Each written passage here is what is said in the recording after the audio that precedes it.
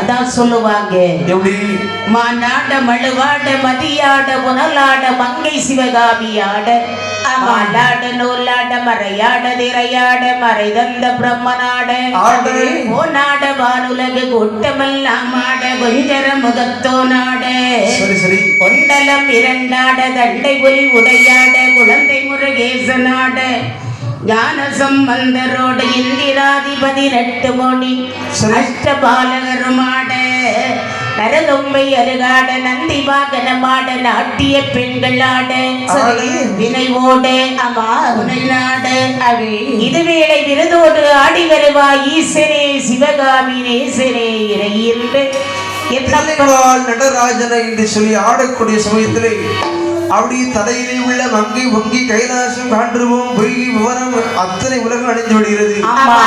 பகவானுக்கும் பார்வதிக்கும் இருப்பதற்கு கூட இடம் கிடையாது. வட்டமரம் தட்டதாமரை மனிதர் சடலம் கல்கரடு புல்போண்டு இவை அனைத்துமே ஜலப்பிரளயமாகவே காட்சியளிக்கும். பகவான் பார்வதி பார்த்து கேட்கின்றார், பார்வதி சுவாமி ஆடக்கூடிய சமயத்துல என்ன சொன்னேன்? இந்த உலகம் அழிஞ்சிரும்னு சொன்னேன். கண்டிப்பா ஆடியா ஒண்ணு நான் முடிச்ச மயிலுக்கு 3 கால்னு சொன்னேன். இப்போது உலகம் அழிந்து விட்டது, நாம் 2 பேர் இருப்பதற்கு இடம் கூட கிடையாது. இதுக்கு ஒரு வழி பண்ணுங்க சுவாமி. நீதான் செய்ய வேண்டும், நீதான் ஆட சொன்ன. ஆமா அப்படின்னு சொன்ன உடனே கையில் இருந்த கடையாளி மோதிரத்தை கழற்றி அப்படி கடல்ல விட்டறிகிறாங்க. அந்த கடையாளி மோதிரை சென்று பூலோகத்தில் சென்று பாதாள உலகத்திலே வேரூன்றி அந்த தண்ணீருக்கு வேறாக ஒரு செந்தாமரை பூவாக விரிந்திருக்கிறது. ஆமா அந்த செந்தாமரை பூவுக்குள்ளே சிவனும் பார்வதி குலவாக வச்சிருக்கின்றார்கள். சரி, அந்த மோதிரத்தை போட்டா என்னப்பா முளைக்கும்? இங்க தங்க விற்கிற வரைக்கும் மோதிரத்தெல்லாம் போட முடியுமா? மோதிரம் செஞ்சு கையிலே போட முடியாது. வேற கீழே வைக்க போடுறதுக்கு கீழே விழுந்தா கிடைக்குமா? தங்கம் தினந்தோறும் குறையதான் கூடுது. 1000 2000 3000 கீழே விழுந்தா கிடைக்காது. கீழே விழுந்தா கிடைக்கும்.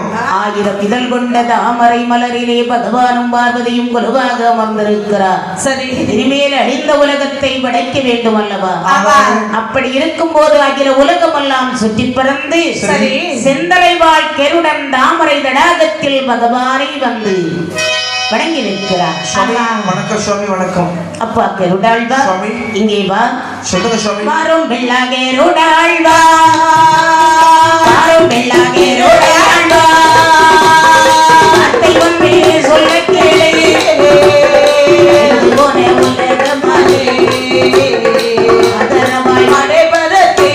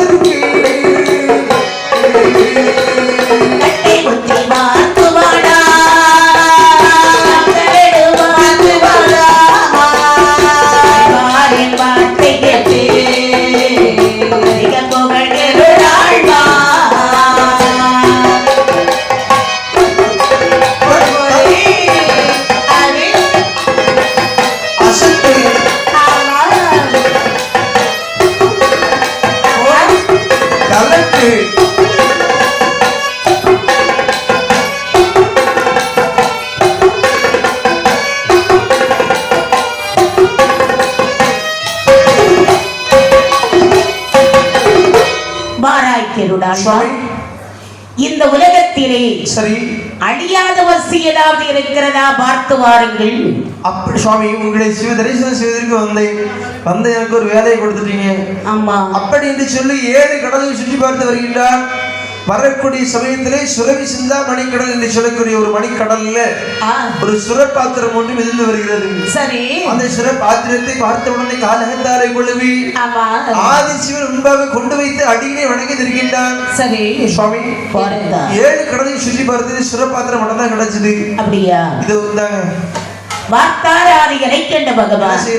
அந்த பாத்திரத்தை எடுத்து திறந்து பார்க்கிறார். சரி, திறந்து பார்க்கும் போது அந்த பாத்திரம் எப்படி காட்சியளிக்கிறது பாருங்கள். இப்படி எப்படி காட்சியளிக்கிறது? ஒரு கரையில் வள்ளுவரும் திருமகளும்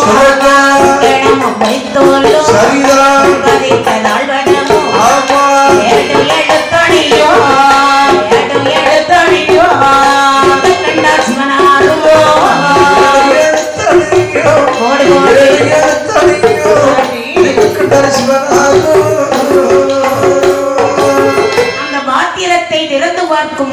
பார்க்கும்போது பாத்திரம் ஒன்று, அறை இரண்டு, 2 அறைகள் இருக்கிறது. சரி சரி. ஒரு அறையில் ஒரு பெண்மகள் இருக்கிறார், இன்னொரு அறையிலே ஒரு தாத்தா இருக்காரு. யாரு? வள்ளுவர். ஆமா.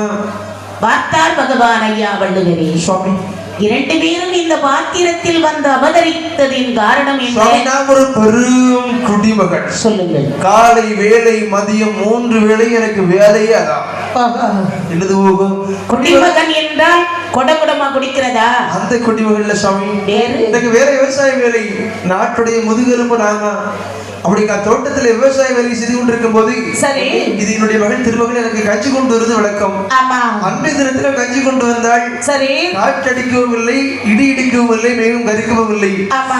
எங்கிருந்தோ காட்டாற்று வெள்ளம் கரை புரண்டு வந்தது. சரி. இந்த காட்டாற்று வெள்ளத்தை பார்த்த உடனே கொண்டு வந்த கஞ்சியை கீழே கவிழ்த்து விட்டு ஒரு பாத்திரத்தை 2 அறைகளாக பாவித்து ஒரு அறையிலே நானும் இன்னொரு அறையிலே என்னுடைய மகன் திருமகளும் இருக்கிறேன். சுவாமி வள்ளுவர் சுவாமி ஒரு யுகம் முடிந்து மறையுகம் ஆரம்பம். சரி. அது மட்டுமல்ல, பாத்திரத்தின் பாதிகள் வந்துதித்த காரணத்தினால் இன்று முதல் சரி தாங்கள் 2 பேரும் தங்கை இல்லை மகனும் இல்லை, தாரம்மடா வள்ளுவரே, வள்ளுவரா சவத்தினா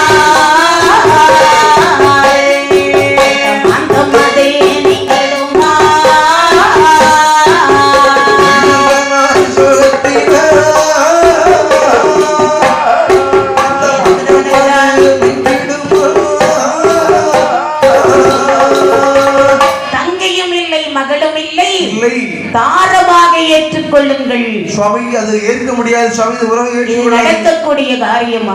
உலகின இவாயுடைய மகள் எனக்கு தெரியும். தகுமா? அதானே. இது முறையாகுமா சுவாமி? அப்படின்னு சொன்னால் பார்த்தார் பகவான் நினைக்கிறார் இவங்களால ஒரு பிரயோஜனம் இல்லை, கிடையாது. அதான் சொல்லுவாங்க, என்ன சொல்லுவாங்க? ஆயும் கலைசுரையும் அருமுக வேலப்பருக்கு தாயும் மகளுமாக தாரம் முரண்டான கதை. அதான் ஐயா முரண்பட்டு நிற்குது. சரி சரி. இனிமேல் நாம் அழிந்த உலகத்தை படைக்க வேண்டுமானா நம்ம காப்பாற்றணும்னா நம்ம அத்தா வரணும். இப்பவுமே மச்சான் வந்தாதான் மலை ஏற முடியும். என்ன அன்னைக்குள்ள மச்சானா வந்தா தம்பிக்கே மலை ஏறலாம். ஆமா. இன்னைக்குள்ள மச்சான்லாம் மலையில இருந்து உருட்டி விட்டுருவான், சொத்துக்கு பங்கு வந்துருவான்னு சொல்லி. ஆமா. இருந்தாலும் நம்முடைய மைத்துடன் மாயை கண்ணு வர வேண்டும் என்று சொல்லி செந்தனைகளுடைய அளவனை பார்த்து விடும் சொல்லுகின்றார். அப்பா கெருடாழ்வான் சுவாமி பாரும் பிள்ளா கெருடையாழ்வான் கெருடாழ்வான் கெருடாழ்வான் வார்த்தை ஒன்று சொல்ல கேளு சொல்ல கேளு சொல்ல கேளு. பாரும் பிள்ளா கெருடாழ்வான் கெருடாழ்வான் கெருடாழ்வான் கெருடாழ்வான் வார்த்தை ஒன்று சொல்ல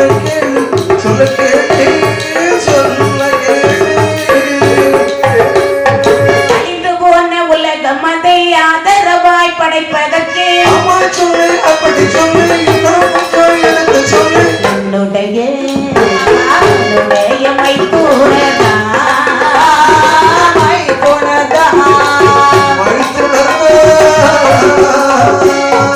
ஏழை பங்கன் கோபாலன் கோபாலன்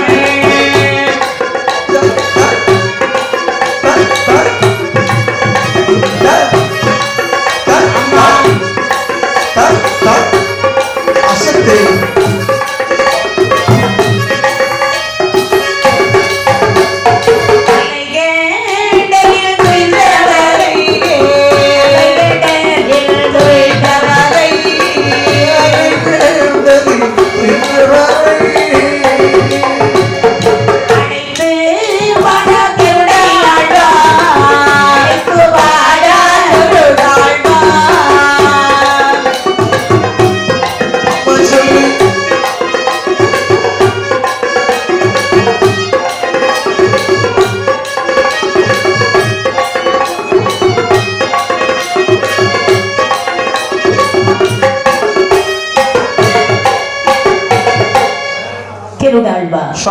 என்னுடைய மைத்துனன் கோபாலக்கண்ணன் அந்த மாயவனை உடனடியாக சென்றழைத்து வாருங்கள். அப்படி ஆகட்டும் சொல்லி அந்த சிந்தனை பகவானுடைய சொல்லி சிறைமையில் கொண்டு வராய்.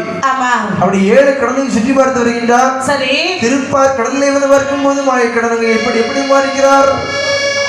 திருப்பார் கடலில் 1000 படாமுடைய 60 மேல் பள்ளி கொண்டு ஆளை வண்ணனாகிய பரந்தாமன் ரெண்டோ வடக்காக கடல்கள் மூட்டி தெற்காக மேல் திசையில் முகமாக மெத்தையொரு பாம்பாக ஐந்தும் மறி யாதவர் யாதவர்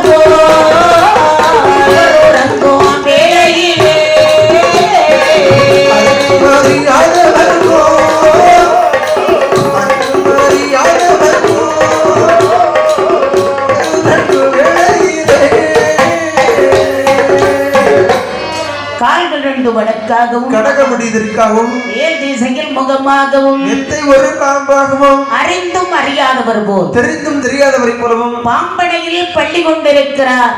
ஆண்டவருக்கு யார் எப்போது என்ன செய்து கொண்டிருக்கின்றார்கள் அப்படி எல்லாம் தெரியும், இருந்தாலும் தெரியாதவர் இருப்பார். என்ன நடக்கும், எது நடக்கும், எப்போது நடக்கும் என்பது எல்லாம் என் பெருமாளுக்கு தெரியும். அவன் ஐயா அன்னைக்கே சொல்லி வச்சாரு, கண்ணனோடு நான் இருப்பேன் காட்டியும் கொடுத்துடுவேன்.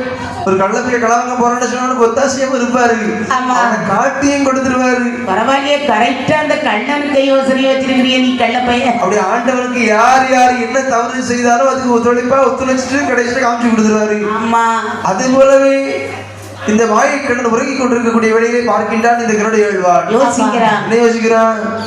என் பெருமாளை நாமல் எப்படி எழுப்புகிறது? பொதுவா தூங்குறவங்களை எழுப்பக்கூடாது, அப்படிதானே? காத்து எவ்வளவுதான் கவல் இருந்தாலும் பிரச்சனை இருந்தாலும் தூங்கும் போது மட்டும்தான் அத்தனையும் மறந்து உறங்குவான். இதான் அன்னைக்கே சொல்லி வச்சான். தூக்கம் என்பது ஒவ்வொருவருக்கு இறப்பு மாதிரி. சரி, தூக்கம் என்பது இறப்பு, காலை விடியல் என்பது பிறப்பு. தூங்கும் போதே உயிர் போயிட்டு என்ன செய்ய முடியும்?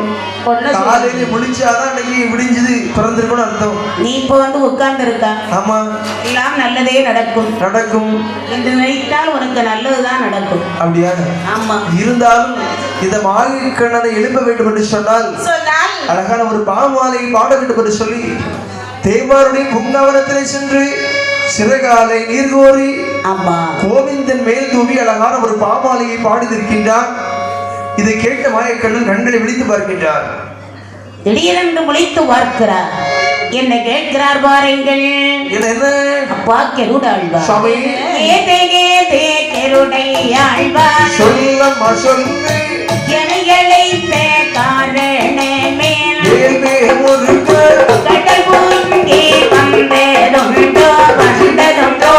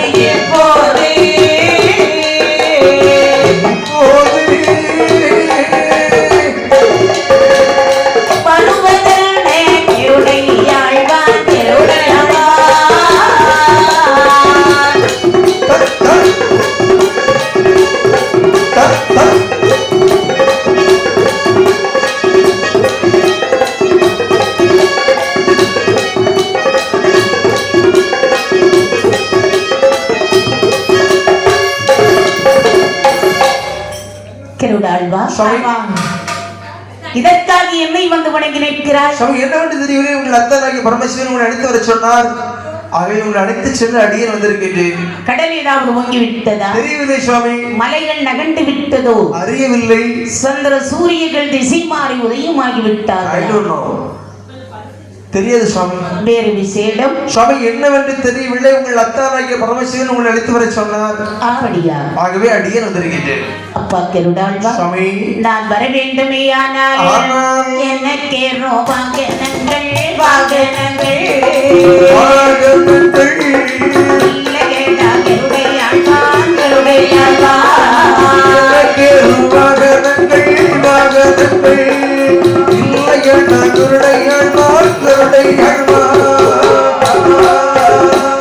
உமக்கே வாகனமாய் வாகனமாய் ஓடி அடி எங்கோ வந்தேன் எங்கோ வந்தேன் ஓடி அடி எங்கோ வந்தேன் எங்கோ வந்தேன்.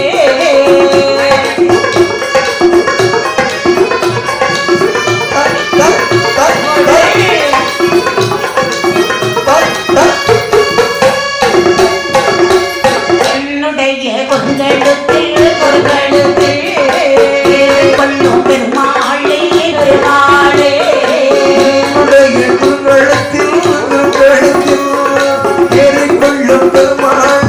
பெருமாளே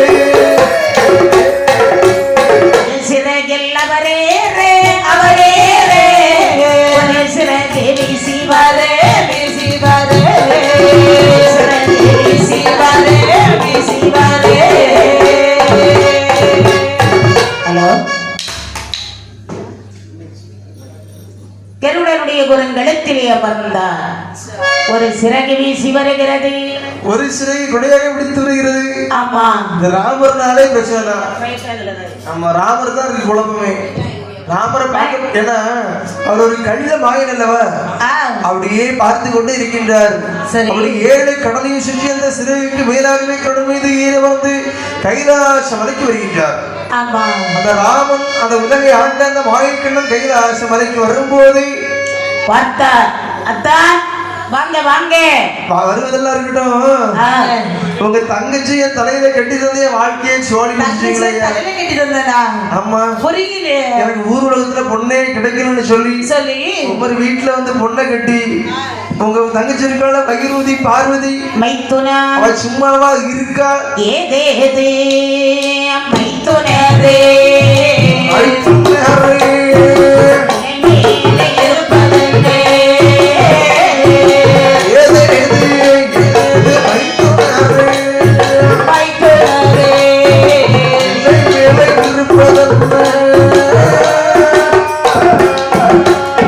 பார்வதியாள் சொல் கேட்டு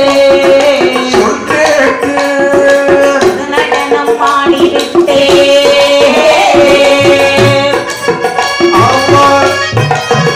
சொல்லு.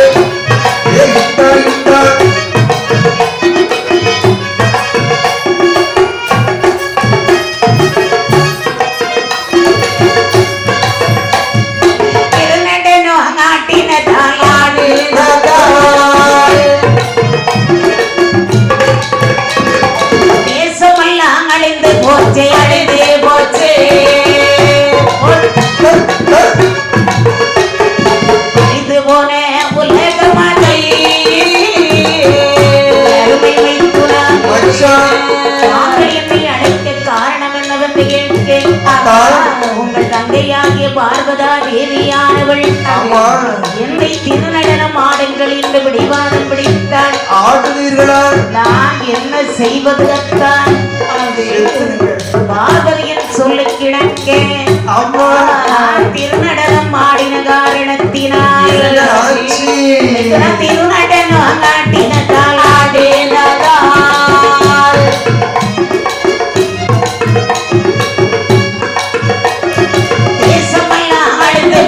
அழிந்தே போச்சே அழிந்து போனே உலகமாதை உலகமாதை ஆதரவாய் வழிபடுத்தி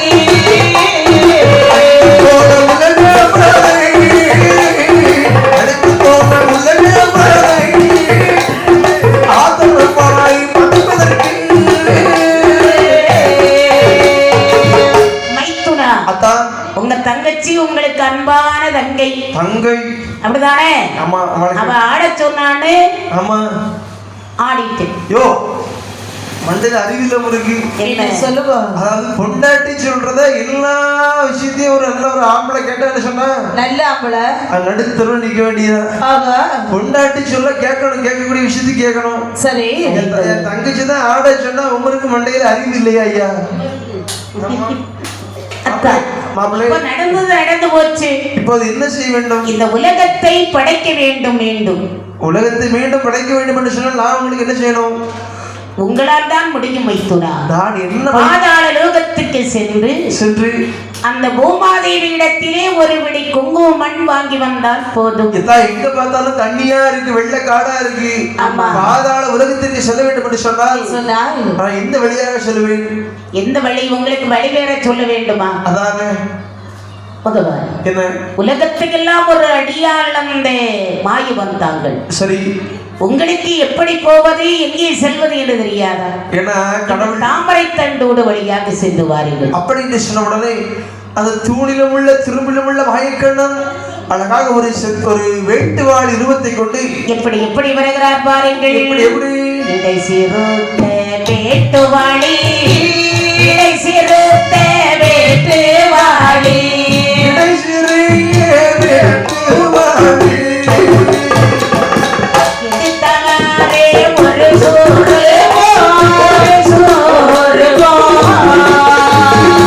சிறிய வேட்டுவாளி, இடை சிறிய வேட்டுவாளி, வேட்டுவாளி, வேட்டுவாளி, எடுத்தாரே ஒரு சூருவோ, ஒரு சூருவோ,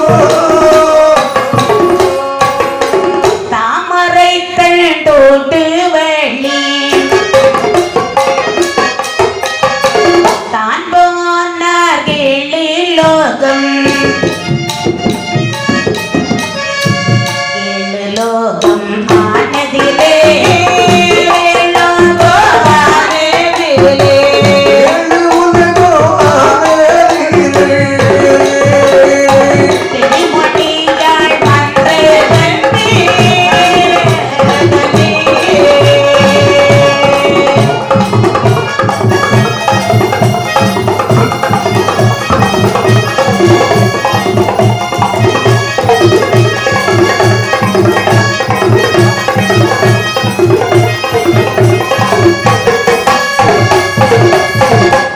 இடை சிறுத்தை வேட்டுவாளியாக ரூபம் கொண்டார் என்பெருமாள். நிப்பாட்டுமா, இடை சோத்து வாளி கேள்விப்பட்டிருக்கேன், குழம்பு வாளி, ரசவாளி கேள்விப்பட்டிருக்கேன். சரி. அதான் வேட்டுவாளி.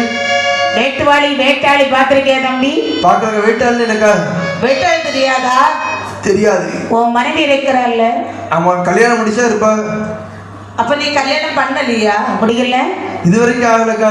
அப்படியா? ஆமா, நேற்று தானே சொன்னா 2 குழந்தை இருக்கீ. அது நேத்துக்கு. அப்படியா? இது இன்னைக்கு. இன்று கல்யாணம் ஆகவில்லை. இன்னைக்கு கல்யாணம் ஆகல. கொஞ்ச நேரம் கழிச்சு ஒன்னும் ஆகலன்னு சொல்லும். ஆமா, அதாவது என்ன?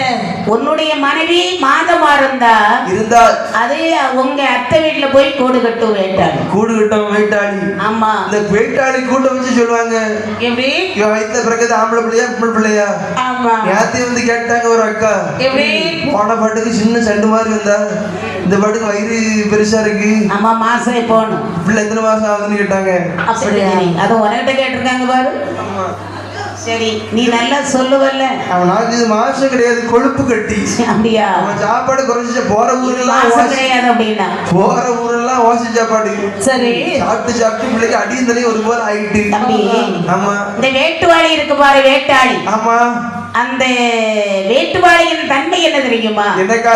ஒரு புழுவை எடுத்து வந்து 7 குலத்து மண் எடுத்துதான் அது கூட கட்டுமா. ஆமா, தன் குகையிலே வைத்து தன்னுடைய மந்திர சக்தியால் தன் இனப்படுத்தி கொட்டி சொல்லுமா. ஒரு ஜெனட்டிக்கே மாத்தி விட்டுரும். ஆமா, வேற ஒரு குலத்துல வேட்டாளி. ஆமாக்கா, இது நீர்ல போகுமா? நீரிலும் போகும், நிலத்திலும் போகும் இல்லையா? எதிரில போனா செத்து போகும்னு சொல்றாங்க. தண்ணி பிள்ளைன்னு அது சொல்லுவாங்க. தண்ணி பிள்ளைன்னு சொல்லுவாங்க. ஆமா, அடி கொடுத்த கரையில எல்லாம் வரும், இதை கொல்லாத விட்டுரு அப்படின்னு சொல்லுவாங்க. சரி, அப்படி வடிவை எடுத்து ஆமையா, தாமரை தண்டோடு வழியாக பாதாள லோகத்திலே வந்தார். சரி, வந்து போடுறார் சத்தம். எப்படி எப்படி போடுகிறார்? எப்படி பாருங்கள். எப்படி அம்மா? மந்திரகண்ணி மந்திரகண்ணி என்று 2 சத்தம் விட்டார்.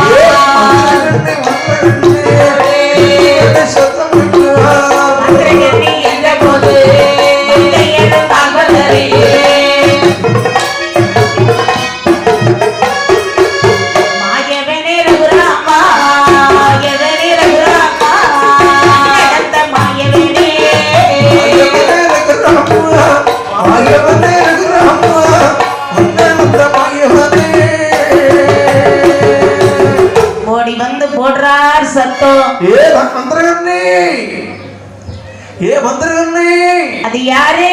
எம்மா மந்திரகண்ணே, வாங்க வா. என்ன வாங்க சுவாமி, வாங்க வாங்க. வருவதெல்லாம் இருக்கட்டும், அமருங்கள். உன்னை ஒரு விஷயமாகவே தேடி வந்திருக்கிறேன். அதான் காரியம் இல்லாம கால் எடுத்து வைக்க மாட்டீங்களே. மந்திரகண்ணை கைலாச மலையிலே பார்வதி சொல்லி கேட்டு பகவான் ஆடக்கூடிய சமயத்திலே சுவாமி அமருங்கள். திருவள் வித்தியாசம் எங்க முப்பழம் கொடுத்தா. சரி, ஏதாவது ஒரு ஆடு வந்தாச்சுன்னா சொன்னா உட்கார வைத்து ஒரு செம்பு வெள்ளமாவது கொடுக்கணும்.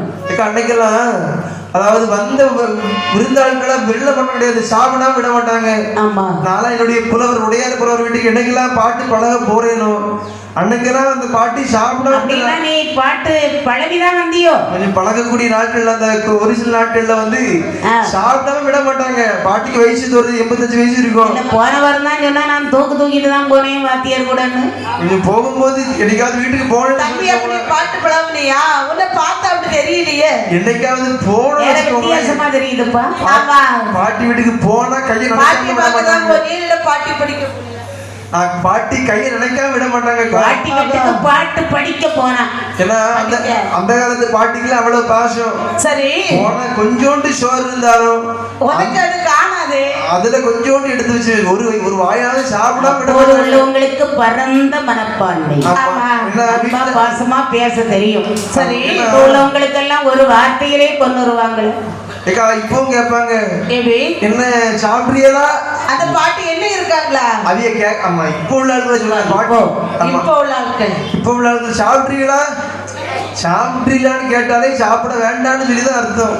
சும்மா பேருக்கு மூஞ்சி வச்சுக்கிட்டு சாப்பிட்றீங்களா, காப்பி குடிக்கிறீங்களா, காப்பி குடிக்கணும்னு ஆசை பிடிச்சி போட்டுக்கிட்டு சரி நான் காப்பி குடிக்கணும் ஊத்தி கொடுக்கணும். என் பெருமாளாச்சுதே அதாவது உலகளந்த மாயவன் வந்திருக்கிறார். சரி முப்பழம் கொடுத்தாள் அவையா மாயவா. ஒரு நாள் தாங்கள் சொல்லிவிட்டு போனீங்களே, இனிமேல் இங்கு நான் வரமாட்டேன், வந்தால் உலகம் அழிந்தால் தான் உன்னை நாடி வருவேன் என்று சொன்னீங்களே. சரி, இது உண்மைதானே? தாங்கள் வந்த நோக்கம் என்ன சுவாமி? எல்லாம் வாய் சொல்லுவாங்க. நம்ம என்ன பேசணுமோ அதான் நடக்கும். நல்ல வார்த்தைகளை பேச வேண்டும் என்று சொல்லுவார்கள். சரி, இப்ப எல்லாம் நல்ல வார்த்தை தானே பேசுறாங்க, அப்படிதானே? நல்ல வார்த்தைகளை பேச வேண்டும். பேசுற வார்த்தையே பேசணும், அப்படிதானே? பேசுற வார்த்தை நடக்கும். அது போலவே இந்த உலகம் அழிந்து விட்டதம்மா. பார்வதியின் சொல்லை கேட்டு பகவான் ஆடக்கூடிய சமயத்திலே தலையில் உள்ள கங்கையாக மங்கை பொங்கி அகில உலகமே அழிந்து விட்டது. அழிந்த உலகத்தை படைக்க வேண்டும். அதனால் உன்னால் எனக்கு ஒரு சின்ன உபாயம் செய்ய வேண்டும். பூமிக்கு அதிபதி நீதான் பூமாதேவி. ஆமா, பொறுமை உள்ளவள் என்று சொல்லுவார்கள். ஆமா, உன்னுடைய கையால் ஒருபடி மண் கொடு அப்படி என்றார் சொல்கின்றார் இந்த மாயக்கண்ணன். பார்த்தாள் பூமாதேவி சொல்லுவாள், மாயவா என்ன உங்களுக்கு நான் மண் கொடுப்பதா? அதானே ஒரு விடி என்ன 9 வண்டியை எடுத்துட்டு போக வேண்டியதானே? மந்திரகண்ணி, அதாவது இந்த மண்ணுக்கு சொந்தக்காரி நீயாக இருந்தாலும் மண்ணுக்கு அதிபதி நான், மண்ணுக்கு சொந்தக்காரி நீ. சரி, உன்னுடைய கையால் வாங்குவதுதான் முறை. உன்னுடைய கையாலே ஒருபடி குங்குமம் ஒன்றை கருபிடித்து கொடு என்றவுடனே தண்ணி கொடுத்தால் ஒரு பிடி மண், களவு செய்தால் ஒரு பிடி மண், 2 பிடி மண்ணும் கொண்டு என் பெருமாள் வாரையா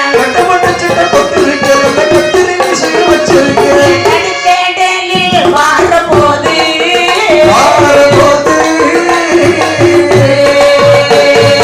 நாராயணன் களவு செய்தே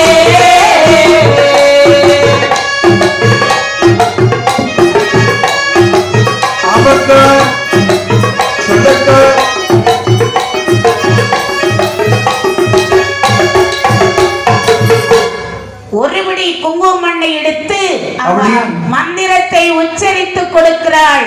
அந்த ஒருபடி குங்குமனை எடுத்துக்கொண்டு அப்படியே யோசிக்கிறார். வலது கையால் வாங்கினார். வாங்கிட்டு யோசிக்கின்றார், அழிந்து போன உலகத்தை இந்த ஒருபடி மண்ணை விரிவு செய்ய முடியுமா? முடியாது. இன்னொரு படி மண் வேண்டும் என்று சொன்னால் தங்கச்சி அன்னைக்கு ரொம்ப பேராசக்காரன் நினைப்பார். அப்படின்னு சொல்லி தங்கையை பார்த்து சொல்லிக்கிட்டா, தங்கச்சி என்ன அண்ணனுக்கு ரொம்ப தாகமா இருக்குமா? அண்ணா உள்ள போய் கொஞ்சம் என்ன வேணும்னா தண்ணீர் கொண்டு வா. அப்படியா? ஆமா. அப்படின்னு தங்கை உள்ளே செல்லக்கூடிய சமயத்திலே அறியாதபடி ஒருபடி மண் களவு செய்தார். சொல்லுவாங்க, அதாவது எல்லா வீட்டுக்கு போனாலும் பெண்களுக்கு இடது கை பரிமாறணும்னு சொல்லுவாங்க. அது களவு சீனி கிழங்கு தின்ன பண்ணி செவி அறுத்தாலும் நிக்காதுன்னு சொல்லி அது போலவே இடது கையாலே ஒரு முடி மண்ணை களவு செய்து கொண்டு சரி வலது கையிலே இந்த மந்திரங்களை கொடுத்த மண்ணை எடுத்துக்கொண்டு அப்படி தாமரை திரண்டு ஊடு வெளியாக வருகிறார். சரி வருகிற போது சரி மாயவன் களவு செய்தாரே ஒரு பிடி மண் ஆமையா அது அப்படி கரைந்து போய்விட்டதா? கண்ணை கொடுத்த முன்னோ கரு உருவாகி வருகிறது. எனக்கு ஒரு சந்தேகம். என்ன சந்தேகம்? இதுல இருந்து உங்களுக்கு என்ன தெரியுது? இதுல இருந்து கோயில் தெரியுது. இந்த கதையில இருந்து உங்களுக்கு என்ன தெரியுது? களவு செய்தவர்கள் கரை சேராது என்பதற்கு எடுத்துக்காட்டாகவே ஒரு பிடி மண்ணை களவு செய்து அதை தண்ணீரில் கரைத்தும் காட்டி இருக்கிறார். உலகளந்த மாயவன் நான் களவு செய்து காசு கட்சிக்கும் ஒருவர நீ களவு செய்து ஒன்னும் உருப்பட முடியாது. களவா செய்யாத பேட்ஸோடு தூக்கிரு. அதாவது பிரச்சனை இருக்காது, தேடுவா போயிட்டே இருக்கு. களவு செய்யும் போது பணம் வந்து 2 கார்ல வரணும், போகும்போது 4 கார்ல போயிடும். ஒரு தலைவலிக்கு காணாது. சரி அதுபோல அதனால களவு செய்யக்கூடாது, உழைச்சி வாழ், பொய் பேசக்கூடாது. உலகத்திலே சிறந்த வாழ்க்கை என்ன வாழ்க்கை தெரியுமா? என்ன வாழ்க்கைப்பா? நோய் நொடி இல்லாத வாழ்க்கை. பணம் வேண்டாம், பொருள் வேண்டாம், நகை வேண்டாம், நோய் நொடி இல்லாம இருந்தாலே அதுவே சிறப்பான வாழ்க்கை. நீயா இருக்கணும். ஆமா, முதல்ல உன் பேர்ல உனக்கு நம்பிக்கை வரணும். உன் பேரில் நம்பிக்கை வைத்தால் உனக்கு தும்பிக்கை தானாக தோன்றிவிடும். கண்டிப்பாக. நீயே உள்ளால 1000 குறைய வச்சுட்டு அடுத்தவங்களே நோன்றது தெரியுமா? நம்ம அடுத்தவங்க குறை சொல்லக்கூடாது. நம்ம கிட்டே 1000 குறை இருக்கும், அதை முதல்ல நிவர்த்தி செய்ய வேண்டும். நீ வாழு, இல்ல பிறரை வாழ விடு என்று சொல்வார்கள். இல்லைன்னா செத்து போயிரு. இந்த ஒரு பிடி மண்ணையும் கொண்டு பகவானுடைய முன்பிலே வைத்தார். வைத்ததொரு மண்ணை எடுத்து வைத்தாரே நாலு குராய். நாலு குராய் மண்பீரிக்கே மண்பீரிக்கே